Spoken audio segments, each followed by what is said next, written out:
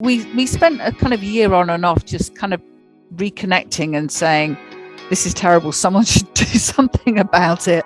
And then finally said, maybe we should just do something about it. And that's really literally how it came about. Melting Pot, a global podcast series hosted by Payal, connects guests who have inspiring stories and reaches out to a multicultural audience over 52 countries. Guests are diverse, such as celebrities, entrepreneurs, travelers, and many more who've had a turning point in their lives and moved over to a holistic lifestyle. Follow us on YouTube, Spotify, Apple, Google Podcasts, social media.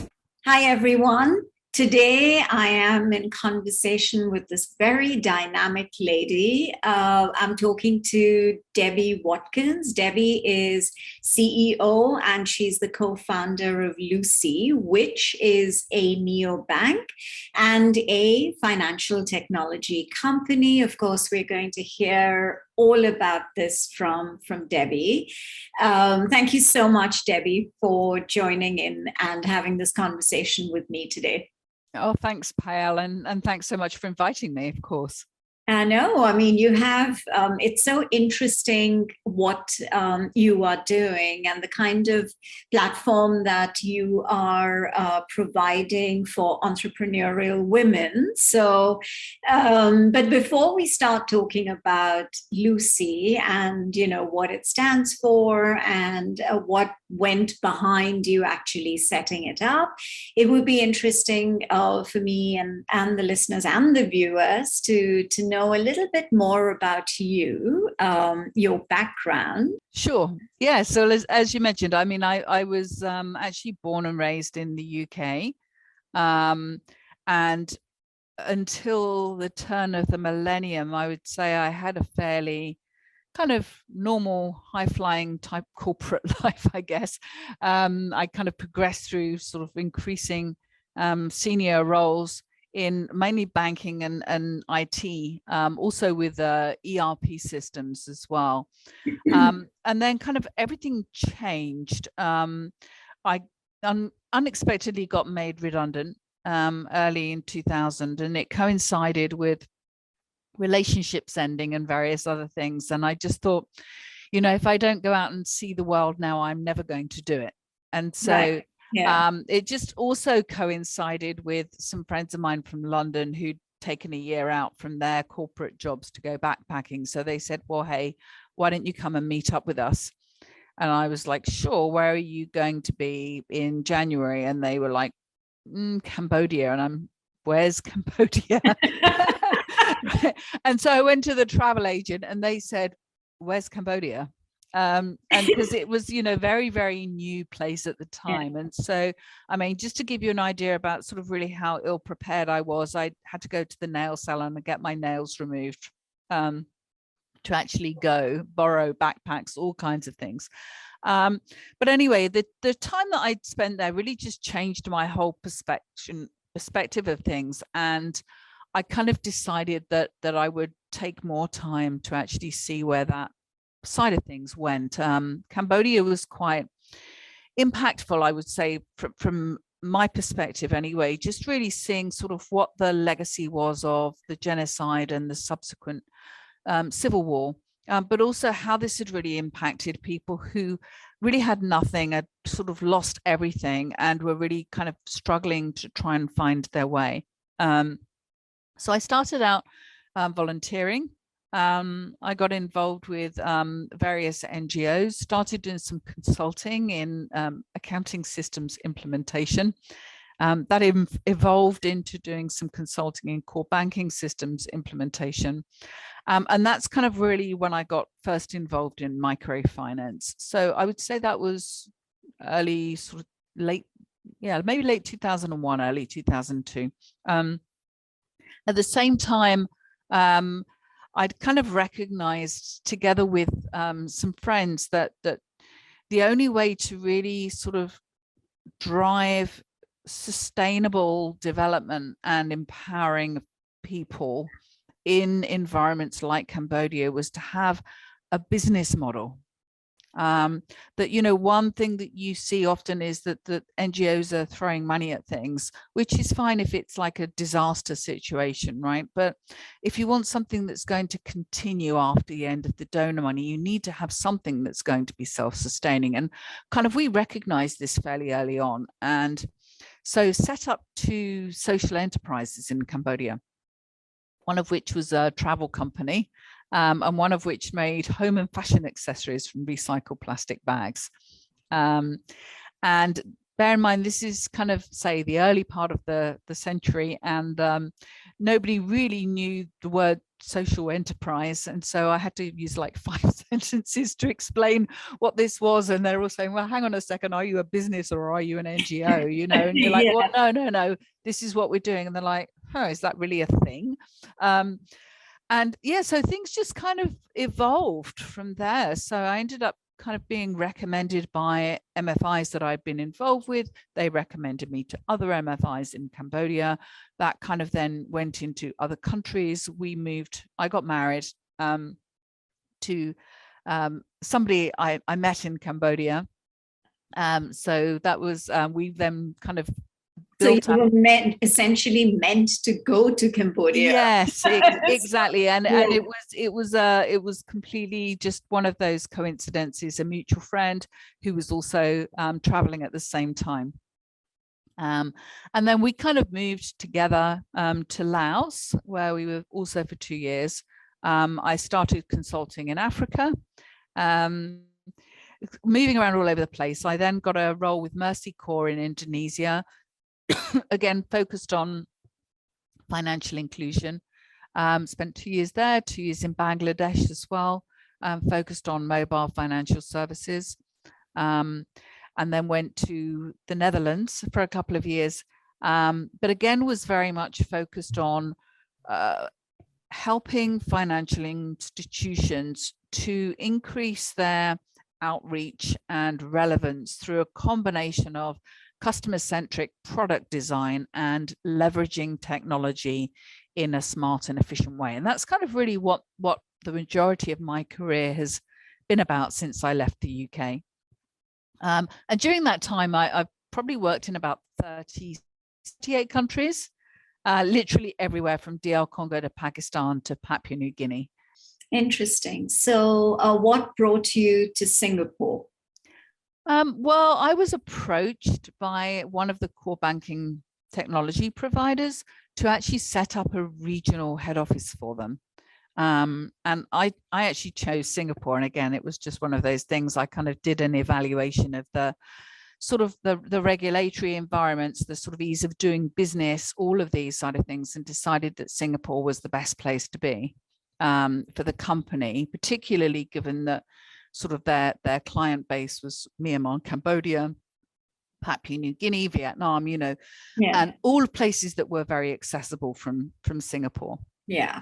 And so I kind of again upped the family, moved them all again, and started the regional office here in 2014, and sort of ended up with about 50 plus people across 3 different countries, looking after Asia Pacific, Middle East, and Africa.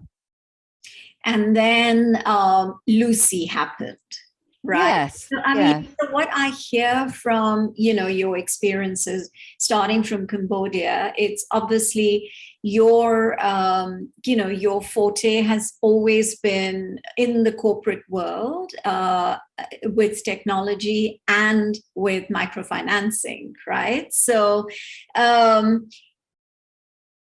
but the focus it's very holistic, but it's never been like centered around women, or helping women, right? So women entrepreneurs or women from a different financial background.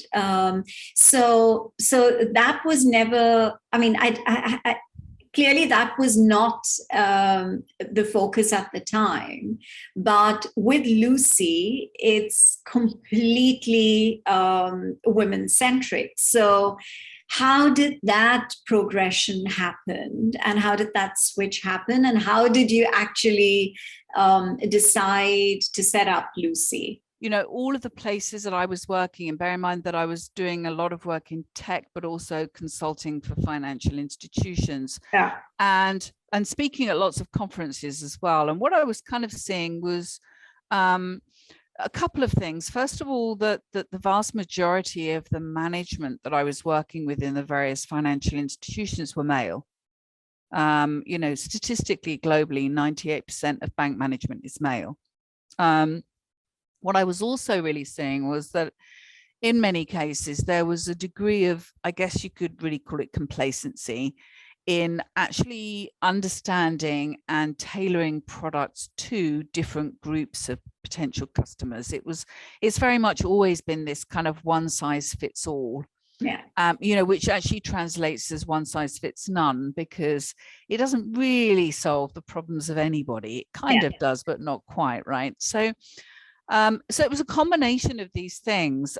Also seeing that, you know, the tendency, I think, is for people to design products for people like them. And so what you kind of get is this just lack of understanding that there's a group of people here who need completely different things, because it's really difficult, right, to see life through other people's eyes and actually to kind of work out what it is that they need.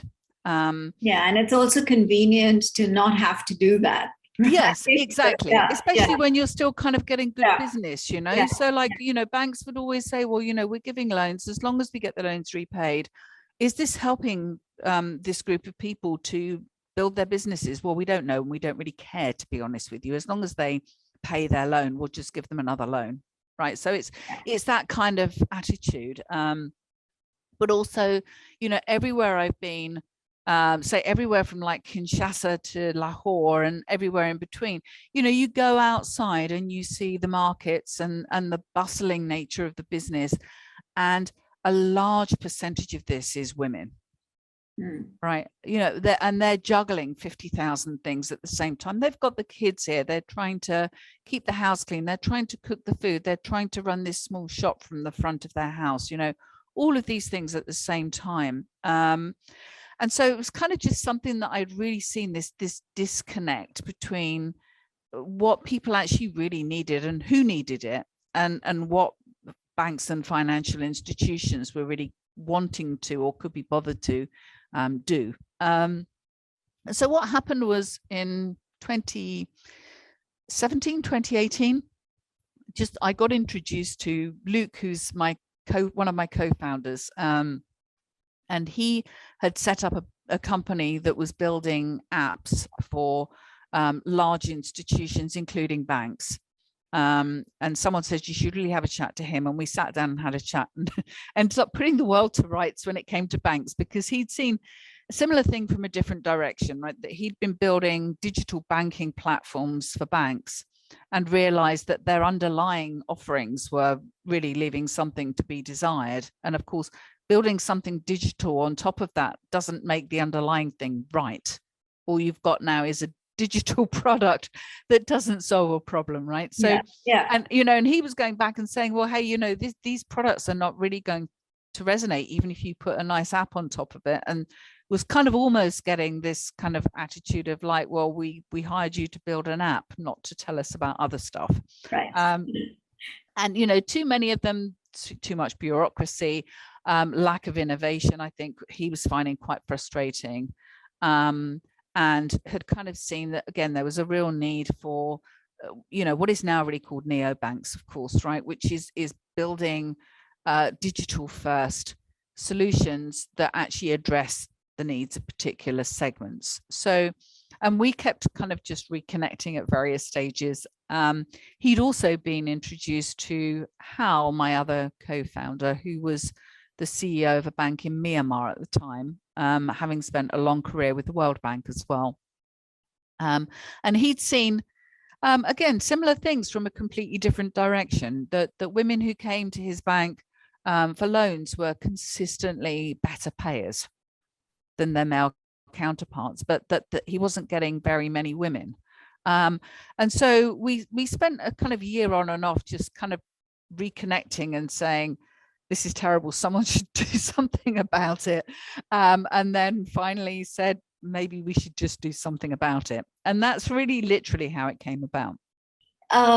So now if you could, just talk a little more about Lucy. And I mean, I understand it's an app.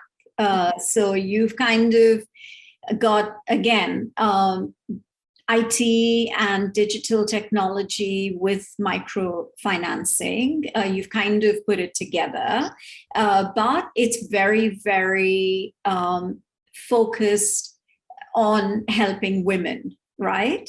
Yes.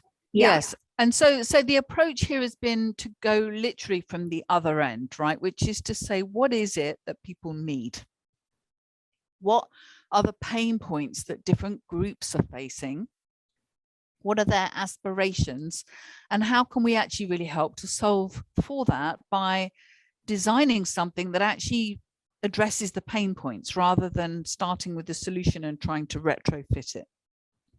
So we kind of had seen increasingly now, you can read as well online, like globally, it's recognized that women are disproportionately underserved when it comes to financial services.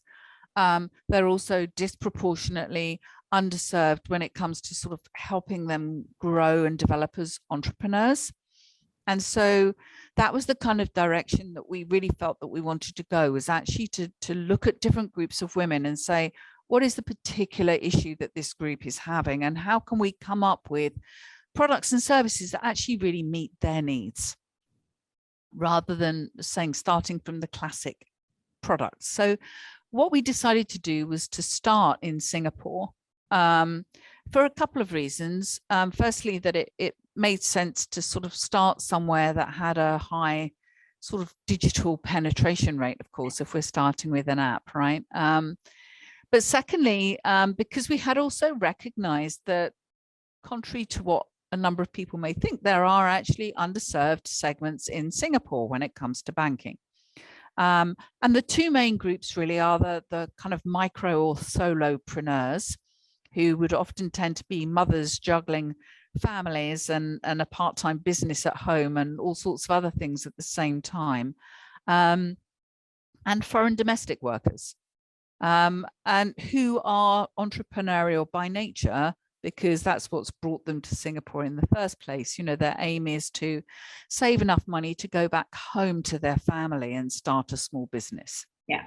And so we'd recognize that although sort of on the face of it, these two groups seem quite different, actually there's kind of quite a lot more that unites them than divides them. And so what we did really was spent a lot of time then looking at different challenges that they had, and what should be available to them but wasn't available to them. And then we've designed a sort of suite of financial services sort of specifically to help them sort of juggle all the various aspects of their lives. So what are the different financial services that Lucy offers? Yeah, so what we're providing right now are fee-free accounts with virtual and physical debit MasterCard. We're providing low-cost digital remittances. We're providing named savings pockets, which enables you to set up multiple pockets for different things that you're saving towards and put a name and a goal against each one. We also enable you to set up an account with a card that's going to be used by somebody else. So, for example, you can set up an allowance account for your child and give the card to your child, but keep a track on the finances. You can set up a groceries account and give the card to your helper, but keep a track on the groceries. All of this is completely kind of user driven, so you can just set them all up on the app immediately. And what we will be doing going forwards is adding in small business lending. We're adding in, we've already got actually earned wage access, which enables your helper to draw down on her salary during the month based upon the number of days that she's worked so far. And we are including a whole range of business building and community tools, particularly for entrepreneurs. Again, because one thing that we've recognized here is that having access to financial services is one part of the equation, but it's not the whole picture. Really what solopreneurs need in particular is access to sort of low cost and quality training, access to integrated accounting for someone who's not an accountant, access to a community of peers who can actually help out with advice. All of these things are kind of something that really then can help solo and micro entrepreneurs to feel very much supported as they're starting and growing their businesses. And so that's really our aim, is to combine tailored financial services and business building tools all together. That's interesting. Yeah. So what are some of the, some case studies that, you'd like to share about where you've seen a transformation with a client or a group of clients, something that's tangible, where you have seen that Lucy has made a difference? Yes, well, I mean, we're still quite early days. We just launched at sort of the second half of last year, well, kind of third quarter, actually. And so we're still kind of very much in sort of growth and sort of getting out there mode. But we have seen some really interesting patterns and had some great feedback from people. One of our customers actually said that she really felt that Lucy was like her big sister. Interesting. Yeah. Yes. And, one thing we've also seen as well is we've had a couple of in-person events for our customers. I've done some workshops on business model strategy because it's something I've got a lot of personal background in. And I thought that it would be nice for some of our solo micro entrepreneurs, if they were interested, to actually have some kind of face-to-face time. And of course, I think everyone's desperate for face-to-face time now, right? And so, I think one thing that we do recognize as well is, despite being a digital first platform, these personal connections are actually kind of really important as well.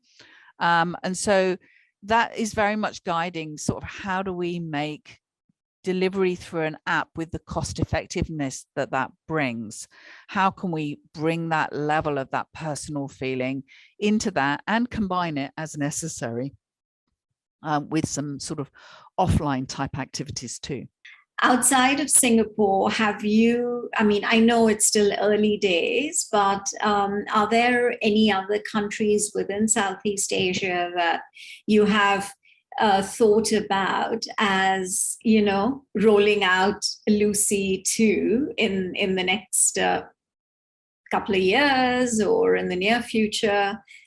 Yes. And I mean, the logical next steps for us would be, like, say, Indonesia and the Philippines, just because, again, first of all, it's the home country of a lot of the helpers, but yeah.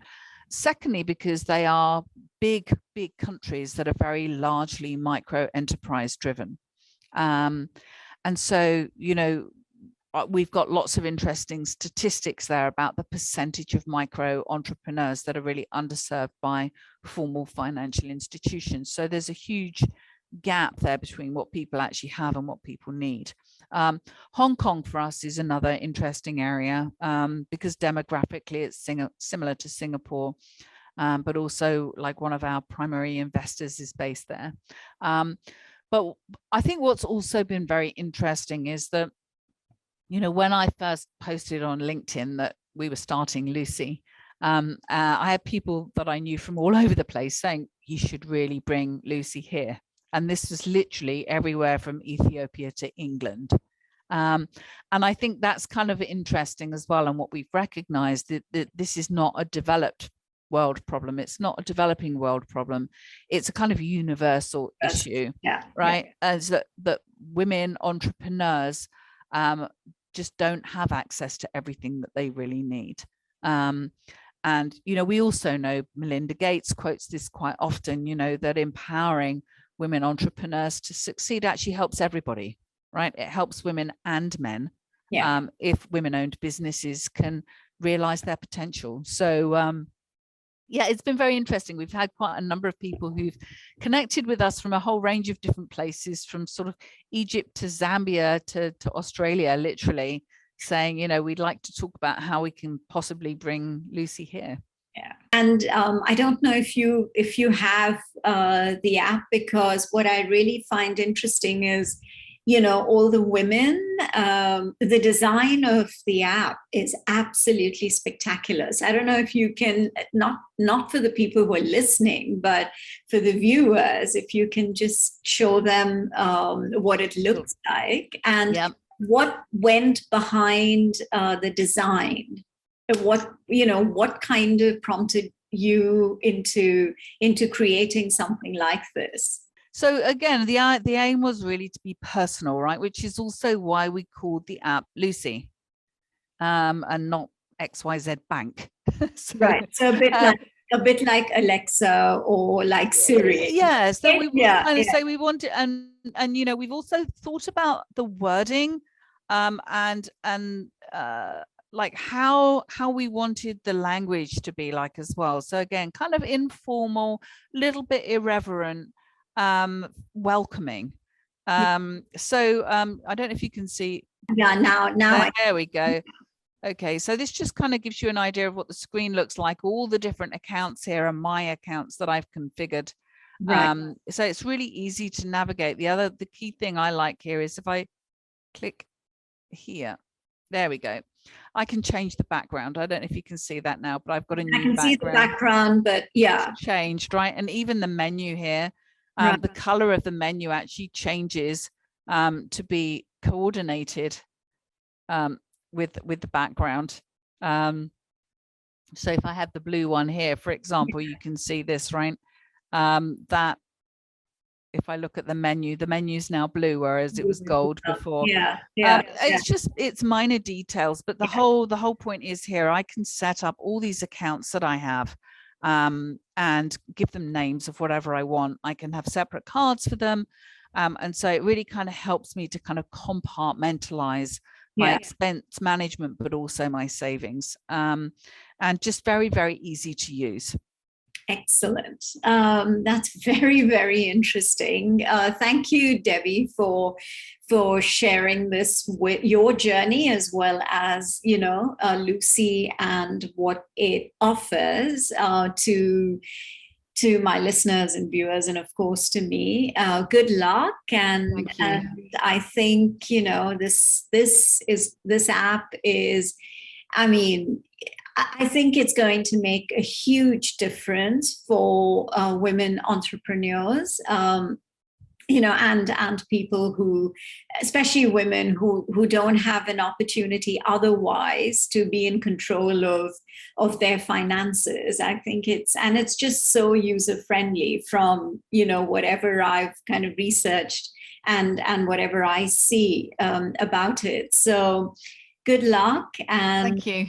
Fascinating, and hopefully, you know, you will be able to, outside of Singapore, Indonesia, and Philippines, also be able to spread Lucy across the globe. Yes, that's certainly our aim. Thank you so much, and it's been delightful to be on here. And thank you. Thank you very much for inviting me. Thank you, Debbie. You take care. Okay, bye-bye. Bye. Bye. For more weekly conversations, do listen to Melting Pot on Spotify, Apple, and Google Podcasts. Follow us on YouTube and on Instagram at Podcast Melting Pot. So until the next episode, this is Payal signing off.